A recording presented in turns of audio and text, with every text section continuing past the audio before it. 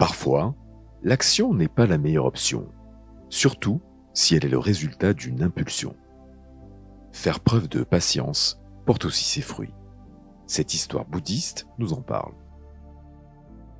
Manquez-vous de patience ? À notre époque, beaucoup d'entre nous ont pris la mauvaise habitude de vouloir tout et tout de suite. Nous préférons même changer nos options plutôt que d'être patients. Aussi, nous sommes plus enclins à abandonner qu'à faire un effort, surtout si ce que nous souhaitons demande du temps pour se réaliser. Nous sommes mal à l'aise à l'idée de reporter la satisfaction de nos désirs, de devoir attendre. En fait, lorsque nous pensons que nous devons attendre, notre esprit commence à nous bombarder de soucis et d'attentes afin d'accélérer le rythme des événements.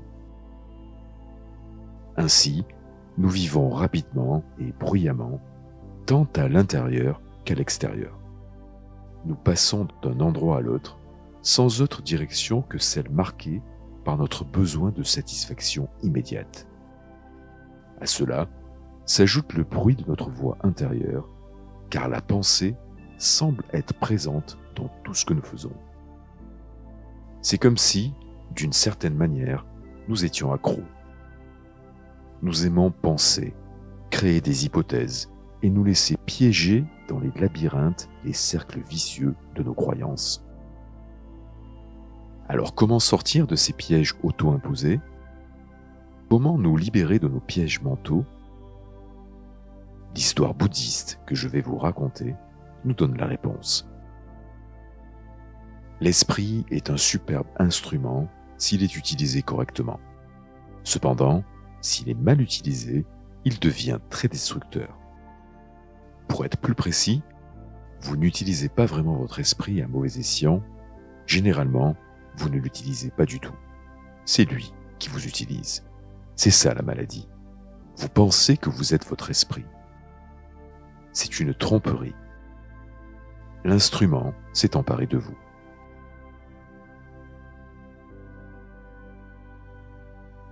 Bouddha et ses disciples ont décidé de partir en voyage à travers différents pays et villes.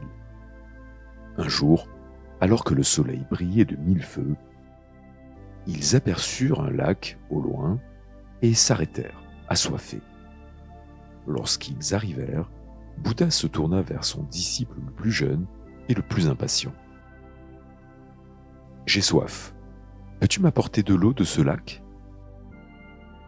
Le disciple se rendit au lac, mais lorsqu'il arriva, il remarqua que des bœufs commençaient à traverser le lac et que l'eau devenait progressivement trouble.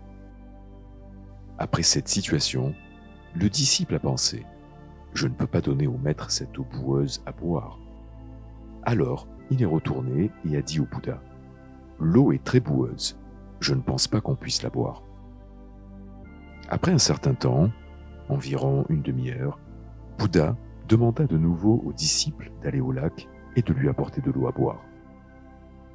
Le disciple s'exécuta. Cependant, l'eau était toujours sale. Il revint et d'un ton concluant informa le Bouddha de la situation. « L'eau de ce lac est imbuvable. Nous ferions mieux de marcher jusqu'au village pour que ses habitants nous donnent à boire. » Bouddha ne lui répondit pas, mais il ne bougea pas non plus. Après un certain temps, il demanda au même disciple de retourner au lac et de lui apporter de l'eau. Le disciple, ne voulant pas défier son maître, se rendit au lac.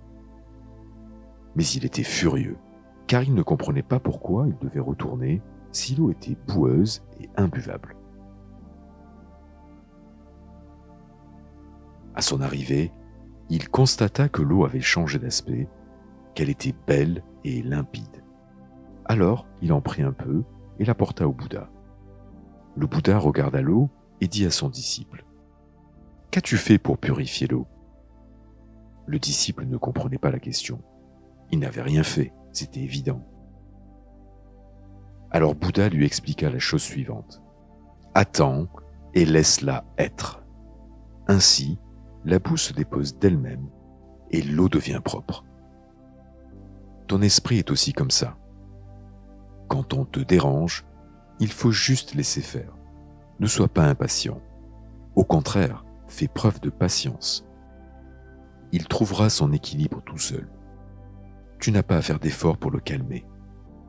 Tout passera si tu ne t'accroches pas.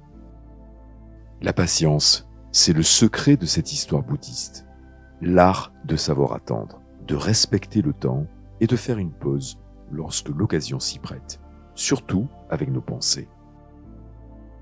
En fait, plus nous sommes accablés, plus les toiles d'araignée formées par nos croyances s'agrandissent et plus nous devons nous arrêter.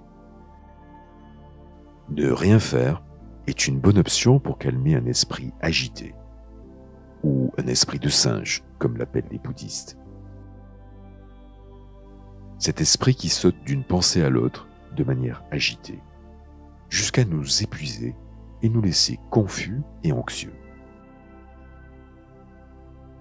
Si nous nous laissons emporter par l'impatience, la colère, le stress ou la frustration, en plus de nous sentir mal, nous finirons sûrement par prendre des décisions irréfléchies, fruits de nos impulsions.